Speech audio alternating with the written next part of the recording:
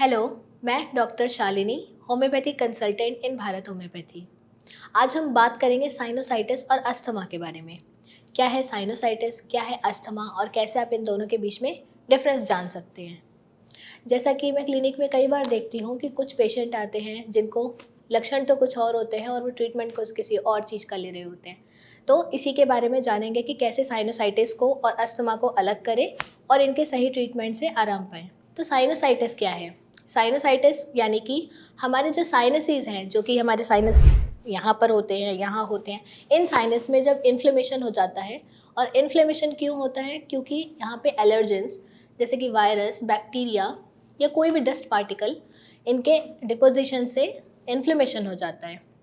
अब इन इन्फ्लेमेशन के होने से म्यूकस का सिक्रीशन होता है और म्यूकस का सिक्रीशन जब बढ़ जाता है तो यहाँ यहाँ हमारे फेस पे इन हॉलो स्पेसेस में भारीपन होने लगता है। इसको हम साइनोसाइटिस कहते हैं। जिनके लक्षण क्या होते हैं कि फेस में प्रेशर फील होना, हेडेक होना, नाक जाम रहना, गले में पोस्ट नेजल ड्रिपिंग होती है और म्यूकस बनता है। ये हमारा साइनोसाइटिस हो गया। अब हम बात करेंगे अस्थमा के बारे में। तो अस्थमा में भी सेम चीज़ें होती है, यानी कि इन्फ्लेमेशन।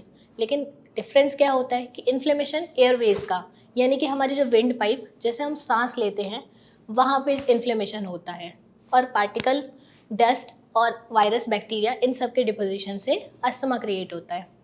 अस्थमा के लक्षण भी वही होते हैं।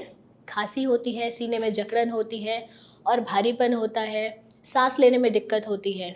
लेकिन अब इन दोनों में डिफरेंस क्या है? साइनोसाइटिस हमारे साइनस का इन्फ्लेमेशन और अस्थमा हमारे एयरवेज का इन्फ्लेमेशन।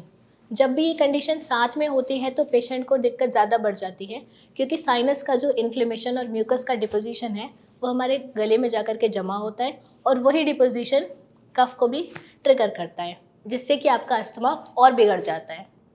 तो क्या करें इससे बचने के लिए? भारत होम्योपैथी में हम आपके ट्रीटमेंट के लिए ऐसी चीज़ें देते हैं जो कि एंटी म्यूकोलिटिक्स होती हैं, एंटी एलर्जिक होती हैं। इन मेडिसिन के थ्रू आपका जो म्यूकस का डिपोजिशन बहुत ज़्यादा बन रहा है वो कम होगा। आपका जो म्यूकस का डिपोजिशन हो गया है, जिसकी वजह से बार बार एलर्जी क्रिएट हो रही है, उसमें कमी आएगी। तो इस तरीके से हम ट्रीटमेंट करके साइनस और अस्थमा को ठीक कर सकते हैं।